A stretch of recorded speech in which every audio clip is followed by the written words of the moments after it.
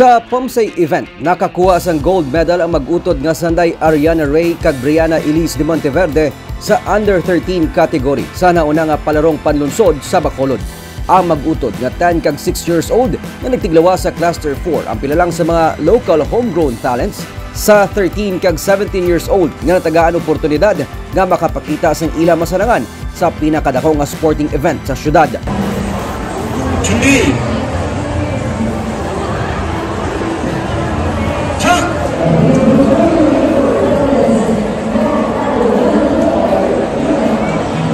Tanan ka mga clustered barangays ang nagkumpit sa 18 ka mga events. Nalakip na diri ang athletics nga ginadominar sang Cluster 4 nga ginapangunahan sa mga atleta gikan sa Romanito Maravilla National High School.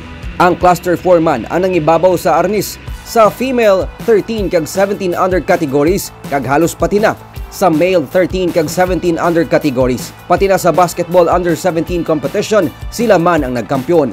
Ang Cluster 10 ang nagkampiyon sa under 17 football competition.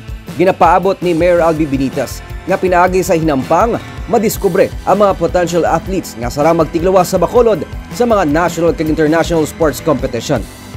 It's about time that Bacolod also starts promoting sports throughout damo balay nila lang kilalang ka barangay, kilalang ka so this is something very comprehensive katanan included.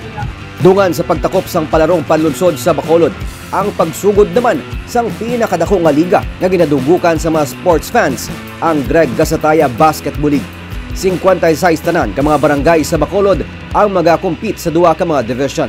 Kabahin diri ang Division 1 nga kundi ang top 24 teams ang nagligan nga season ang magakompete para sa 1 million pesos grand prize. 36 naman ka mga teams kalabanan diri mga numbered barangays ang magakompete sa Division 2 para sa 400,000 pesos nga grand prize. Ginakalipay ni Congressman Greg Gasataya nga sa piyak sa naghahilapit nga piniliay, nagapabilin ang mabaskog nga suporta sang Basketball Crazy City. This year na nagpasabog despite that this is in a way a very divisive year because of politics, because of election, but apisan sina 56 barangays ang nagpasabog sa atong siningang Greg Gasataya Basketball League. Meaning, basta basketball, wala politika. Kaya at the end of the day, tanan kitaya, luya, magampang ng magsuporta sa basketball. Nagapadayon ang mainit nga hinampang nga ginadugukan sa mga tumalanaw adlaw kag sa gabi sa Bacolod Arts Center sa Bacolod City National High School. Ang Barangay Takuling ang nanging defending champion sa talikdan nga season. Pero sa panibag-o nga format sang liga, duha ang magakampiyon.